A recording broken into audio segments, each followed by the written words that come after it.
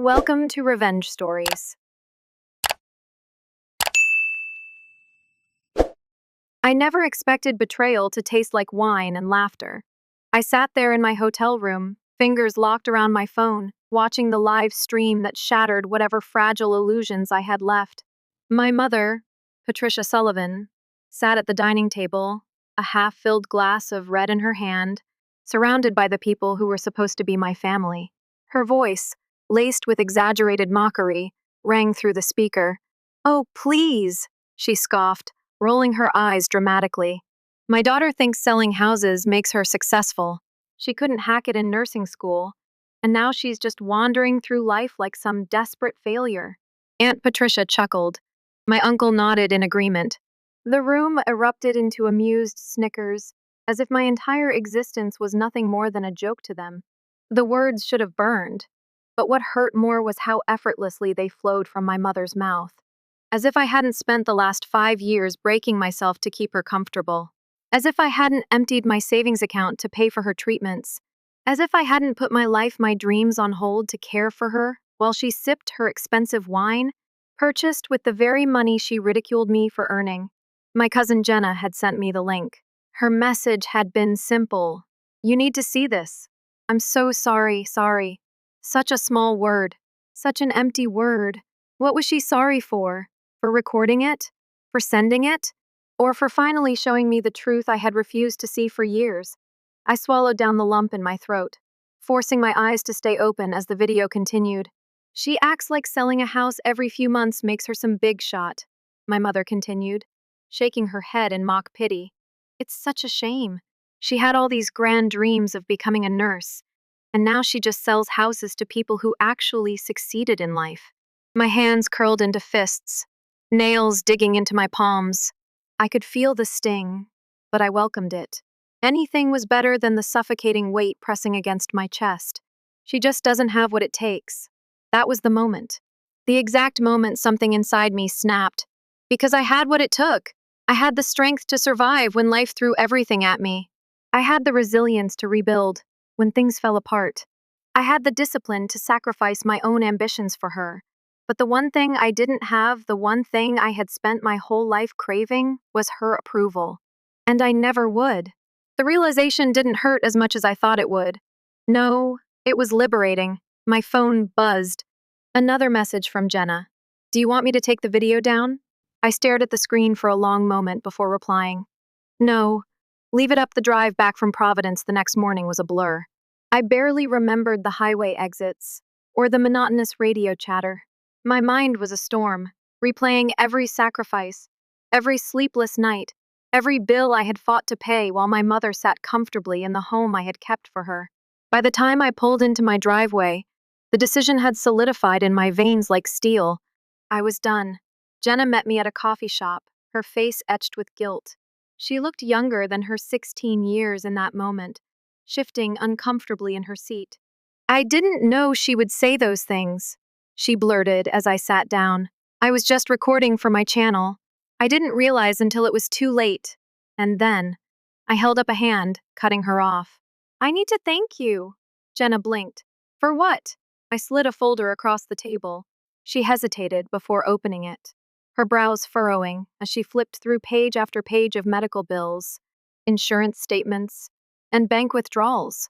Every cent I had spent on my mother's care was documented in black and white.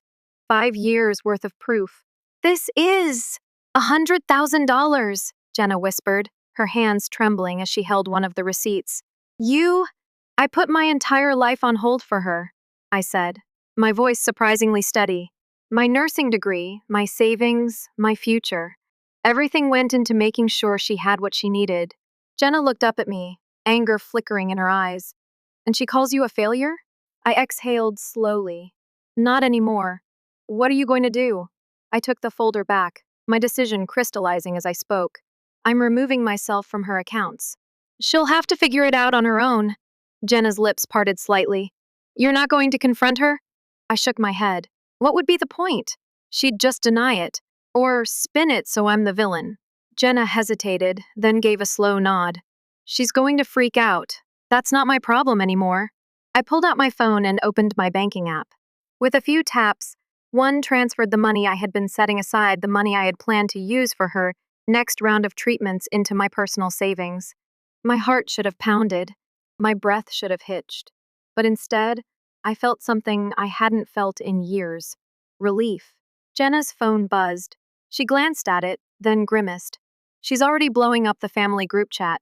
Aunt Maureen is saying you're abandoning your responsibilities. I smirked.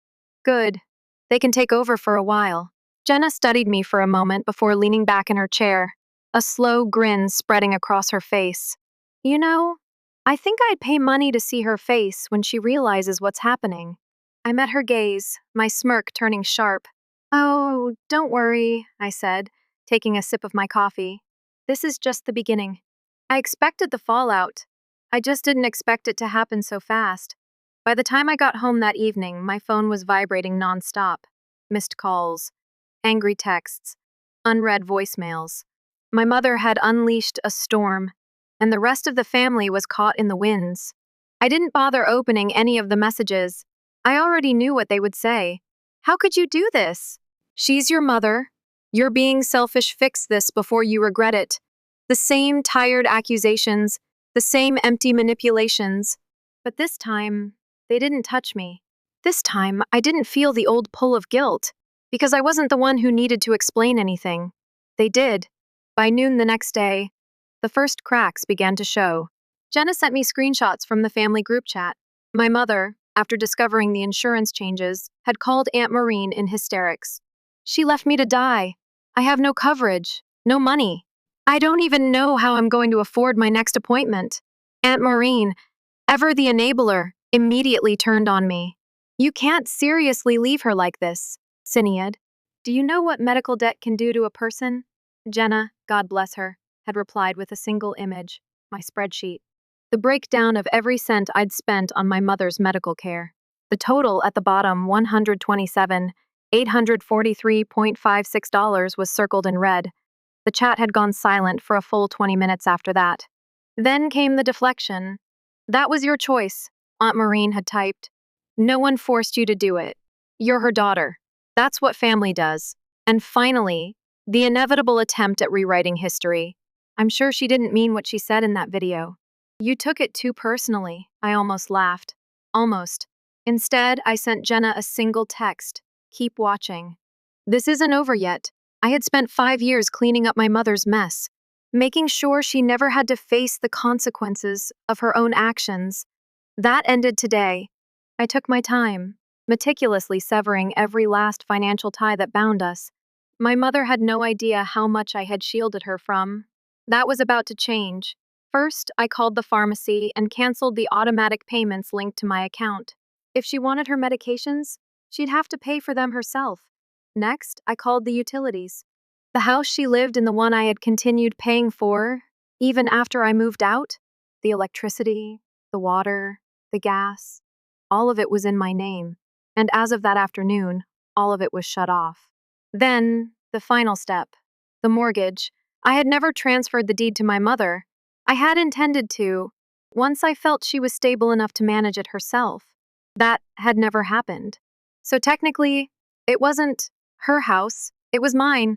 I logged into my bank account, checked the balance, and did something I should have done years ago. I listed the house for sale. Less than 2 hours later, my phone exploded. I let it ring, let the notifications pile up. I imagined my mother sitting in the dark, her phone screen illuminating the rage on her face as she read the automated notice that the house was on the market. Then, finally, I answered. Her voice came through the line like a knife. You ungrateful little brat. I exhaled slowly, savoring the moment. Hello to you too, Mom. What the hell is this? The bills? The mortgage? My goddamn house? Are you out of your mind? No, I said calmly. For the first time in a long time, I think I'm finally seeing things clearly. You can't just cut me off. I'm your mother, and I was your lifeline, I interrupted. But you made it clear how little you think of me. So consider this my official resignation. Silence. A sharp inhale. Then, the venom. You'll regret this, she spat. When you're alone, when you need family, and there's no one left to help you, Like how you mocked me in front of the entire family? I said, my voice sharp now. Like how you called me a failure while drinking the wine I paid for? Like how you sat there, enjoying the luxury of my sacrifices, while tearing me down for the life I built? That was just talk, she snapped. You know how I am. I didn't mean it. I closed my eyes, the weight of every year, every sacrifice, settling into my bones. That's the problem, I said softly. You never mean it, and I always let it slide, but not this time. Another pause, a calculated shift. I'm sick, Sinead, she said, her voice turning frail, desperate. I need you. It was the same tactic she had always used, the same bait, and for years I had taken it. But this time, I let the silence stretch, let the words linger in the air between us. Let her feel, for the first time, what it was like when I didn't rush to save her. And then, finally, I whispered the truth neither of us had ever said aloud. I needed you too. And you were never there. I hung up before she could respond. I set the phone down, breathed in, breathed out. For the first time in years, I felt weightless. And somewhere in the dark, in that house that no longer belonged to her, my mother was finally, truly, alone. The silence didn't last long. By the next morning, my inbox was flooded. Calls from numbers I hadn't saved in years. Voicemails stacked on top of each other. Family members who had ignored me for months suddenly had plenty to say. Aunt Maureen, you can't actually be selling the house. Be reasonable, Sinead. Uncle James, your mother is in a very bad state. You need to fix this before it's too late. And my personal favorite, from my mother herself, I hope you know what you're doing. Because when this backfires, don't come crawling back. I let the messages pile up, unchecked and unanswered, as I sipped my coffee. I had spent years playing the good daughter, the responsible one, the fixer. Now, they would all learn what it meant when I stopped cleaning up their messes. The house had already attracted multiple buyers. A charming single story with a prime location? It would sell fast. By the afternoon, I had 3 offers and a meeting scheduled with a real estate lawyer to finalize the transition. When I finally picked up a call, it wasn't from my mother. It was Jenna. Holy shit, she breathed the moment I answered. I think Aunt Patricia just had an aneurysm. I smiled. That so? She saw the for sale sign. Went ballistic? She's ranting in the group chat about how you're destroying the family legacy. I snorted. Legacy? It's a house. One she never paid a cent for. Exactly. But you know how they are. They rewrite history the second things don't go their way. Jenna hesitated. You okay? I considered the question.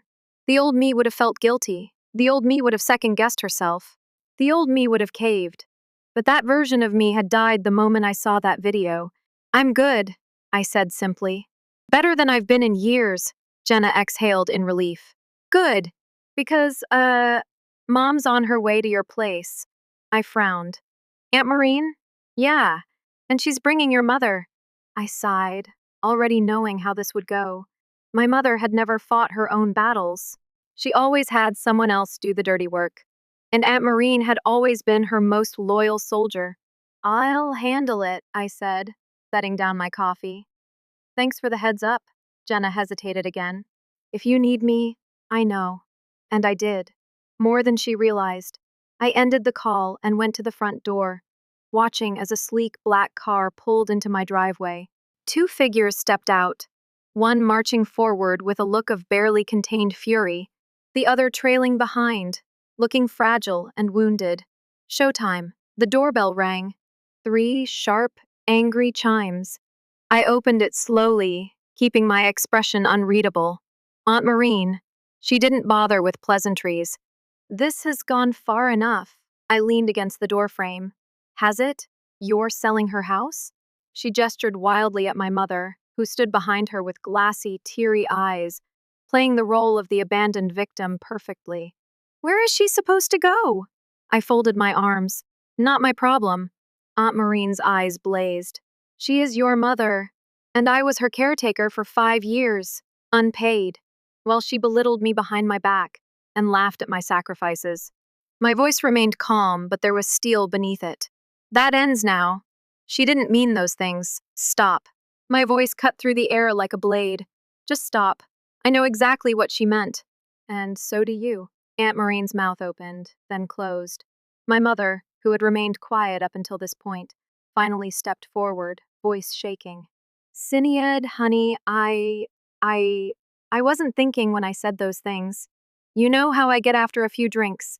I turned to her, studying the face I had once loved unconditionally. The face I had spent years trying to please.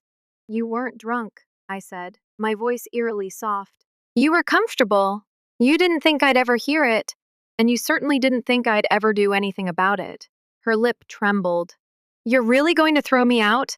I'm not throwing you anywhere, I said. I'm just no longer holding the door open. Her eyes filled with real tears now. You're my daughter. I inhaled deeply, feeling a strange sense of peace settle over me.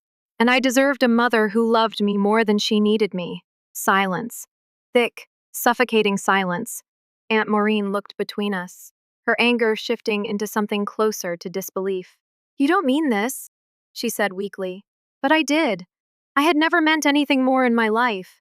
I'll give you 2 weeks, I said, directing my words at my mother. After that, the new owners take possession. My mother let out a shaky breath. And if I can't find a place? I met her gaze, unflinching. Then you'll figure it out, just like I always had to. Aunt Maureen's face twisted with something between fury and sadness. I hope you can live with yourself, I smiled. I think I finally can. I shut the door.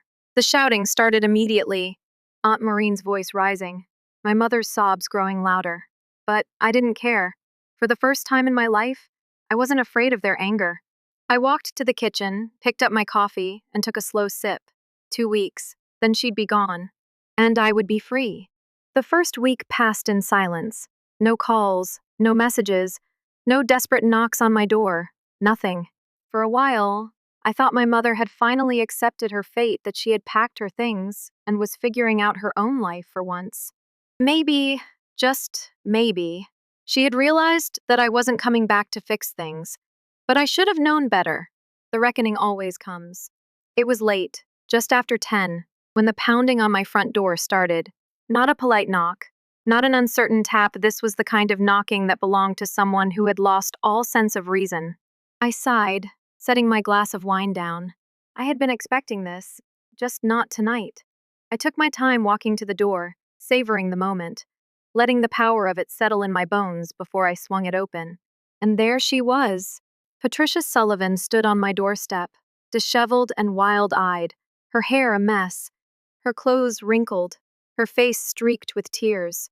But it wasn't sadness that filled her gaze, it was rage. Behind her, Aunt Maureen hovered like a shadow, her mouth twisted into something between worry and disapproval. You really did it. My mother's voice was thick with disbelief. You really sold my house. My house, I almost corrected, but there was no point. Instead, I tilted my head, pretending to consider her words. Yes. She staggered back a step, as if I had physically struck her. Where the hell am I supposed to go, Sinead? I leaned against the doorframe, arms crossed. You've had 2 weeks to figure that out? You had no right. I had every right. My voice was cold, sharper than ice. You don't own that house, Mom. You never did. I paid for it. I kept you in it. And now, I'm done. Her face twisted, ugly with anger. You're abandoning me. No, I said, meeting her glare without flinching. I'm setting myself free. Her lips trembled. You don't understand what you've done to me. I have nothing. I didn't blink. That's not my problem anymore. Aunt Maureen stepped forward then, ever the peacemaker, ever the enabler. Sinead, be reasonable. Your mother, she's struggling. She needs you, I exhaled slowly. She needed me for 5 years, and I gave her everything. I turned my gaze to my mother, unyielding. And in return, she mocked me. She laughed at my sacrifices. She let our family think I was a failure while she lived off my back. Maureen opened her mouth, but I wasn't done. You want me to be the villain? Fine, I'll be the villain. I straightened, standing tall, my presence filling the doorway. But I'm done playing the victim. My mother shook her head, her hands clenching into fists. You're making a mistake, Sinead. You'll regret this. Family is all you have. I let the words sit there for a moment, tasting them, feeling their weight. Then I smiled. No, I said softly. Family doesn't tear you down. Family doesn't use you until there's nothing left. Family doesn't drink your wine and laugh at your sacrifices. What you mean is obligation, and I don't owe you anything anymore. Aunt Maureen sputtered, shaking her head. You can't just walk away from her. I already did. My mother's expression crumbled, her voice desperate now. Sinead, please. I stepped back into my house, my sanctuary, the home that was mine. And then I shut the door in her face. She screamed, pounded on the wood, shouted my name. But I didn't open it again. I didn't need to. The next morning, I checked the security footage from my doorbell camera. I watched as she stood there long after I had gone to bed, ranting to Aunt Maureen, cursing my name. I watched as they finally left, defeated, their figures disappearing into the night. And for the first time in my life, I felt weightless. 2 days later, the house officially sold. I finalized the paperwork, wired the profits to my account, and deleted my mother's contact information from my phone. The final cord, cut. Jenna called later that evening, hesitant. She's saying you left her homeless. I smiled as I poured myself another glass of wine. Let her say whatever she wants. Jenna exhaled. You really don't care anymore, do you? No, I said, swirling the glass, watching the deep red liquid catch the light. I really don't. And I meant it. The quiet didn't last. I should have known my mother wouldn't just fade into the background, licking her wounds in silence. I had humiliated her, stripped her of her comfortable existence, and left her to face the consequences of a life spent using people. People like her. Don't just let that go. The first sign came 3 days after the sale was finalized. I woke up to a flood of missed calls, family members, old acquaintances, even numbers I didn't recognize. My inbox was stuffed with messages, each more ridiculous than the last. Aunt Maureen, how could you leave your mother homeless? Uncle James, fix this, Sinead, now. And then there was the voicemail from my mother. I played it back as I sipped my coffee, letting her words roll over me like background noise.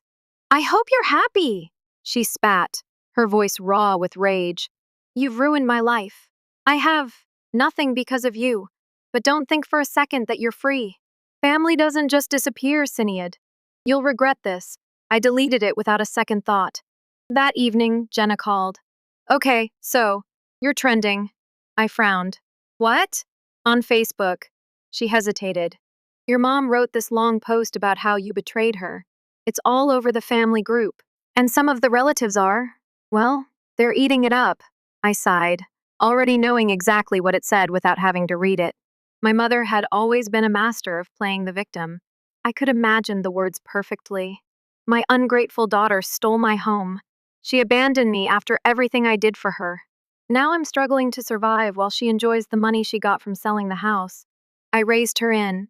She's acting like she's living on the streets, isn't she? I muttered. Jenna scoffed. Oh, it's worse.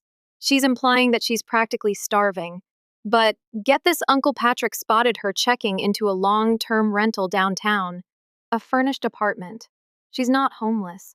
She's just pissed that she actually has to pay for her own rent now. I huffed a quiet laugh. Of course. Jenna hesitated. You're not going to respond? No. I swirled my wine glass, watching the deep red liquid coat the edges. Let her talk. People who believe her never cared about my side anyway. But I wasn't naive. My mother wasn't just trying to turn the family against me, she was laying the groundwork for something else. Something bigger. And it arrived 2 days later. A lawsuit. I found the letter stuffed in my mailbox, the envelope cheap and hastily sealed. I didn't even have to open it to know what it was. She was suing me. I skimmed the document, barely suppressing a laugh. Emotional distress, unlawful eviction, financial damages. The accusations were as pathetic as they were predictable.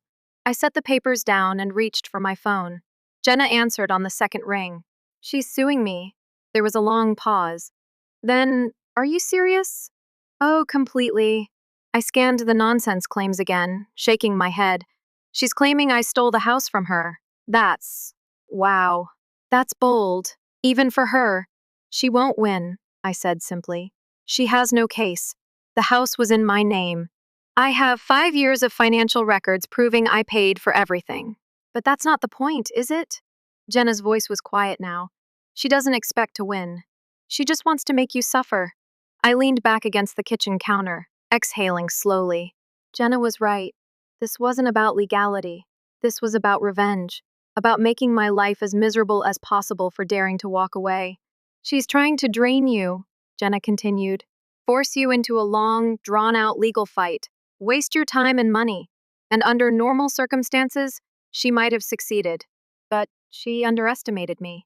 I had spent years navigating insurance claims, negotiating bills, and fighting bureaucratic red tape to keep her afloat. I had learned how to read between the lines, how to cut through the noise. She thought she could outmaneuver me in the system I had mastered. She was in for a rude awakening. I hired a lawyer the next day, a good one, the kind that wouldn't just defend me, but would bury her in so much legal paperwork that she'd regret ever thinking she could play this game. It didn't take long for the cracks in her case to show. The moment my lawyer submitted the financial records proving I owned the house and that she had never contributed a dime, her entire argument crumbled. 2 weeks later, the lawsuit was dismissed. No trial, no settlement, just thrown out like the garbage it was. Jenna texted me the news before I even had time to check my email. She's spiraling. I smirked. Let her. That night, I poured myself a glass of wine, sat on my balcony, and breathed in the night air. For the first time in years, there was nothing hanging over my head. No debt, no obligations, no carefully crafted manipulations pulling me back into the cycle of sacrifice. I was free. And my mother? She was exactly where she had put herself, alone. I should have known it wasn't over. Not with my mother. Not with someone like her. The lawsuit had been dismissed. Her desperate attempt to drag me back into her control blown apart like smoke in the wind. But if there was one thing I had learned over the years, it was that Patricia Sullivan didn't just accept consequences. She didn't just lose. She plotted. It started small. Little things that might not have meant much on their own, but together, they painted a clear picture. She was trying to worm her way back in, an unfamiliar number calling at odd hours. A letter in the mail with no return address, but with handwriting I knew all too well. A distant cousin I hadn't spoken to in years suddenly reaching out with a concerned message about how family was important, and maybe I should reconsider making amends before it's too late. I ignored it all. And then, one afternoon, I came home to find a car parked in my driveway. Not just any car, hers. She was standing beside it, arms crossed, eyes hidden behind a pair of oversized sunglasses. The posture was familiar, perfected over years of wielding guilt like a weapon. But I wasn't the same person she had once controlled. I stepped out of my car, taking my time. She didn't speak, waiting for me to make the first move. When I finally did, my voice was cool. "What are you doing here?" She exhaled dramatically, as if this was exhausting for her. "We need to talk." "No," I said simply, stepping past her toward my door. "We don't." Her hand shot out, grabbing my wrist. Sinead. The sound of my name on her lips was a trigger I hadn't realized still existed. I turned slowly, peeling her fingers off me, my grip firm. "Do not touch me." A flicker of something shock, maybe even fear crossed her face before she recovered. "You don't have to be so dramatic. I just want to talk. I have nothing to say to you." She scoffed, shaking her head. "You're still angry. I get it. But you can't just cut me out forever." I smiled. "I can." "And I have." Her lips thinned. "You'll regret this." I laughed, shaking my head. "You keep saying that. And yet, every time you try to ruin me, I end up better off." She ripped off her sunglasses, and for the first time in months, I saw her eyes. They were wild, desperate. "You have no idea how hard things have been for me. I lost my home. I lost everything."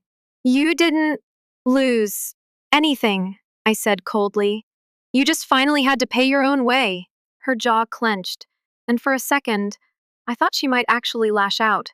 But instead, she did what she did best. She played the victim. "I have nothing, Sinead," she whispered. "I'm your mother." I tilted my head, studying her. "And yet, when I had nothing, you laughed about it with our family over a bottle of wine." The blood drained from her face. She knew exactly what I was referring to. The video. The moment she had been exposed for who she truly was. For the first time, I saw real panic in her eyes.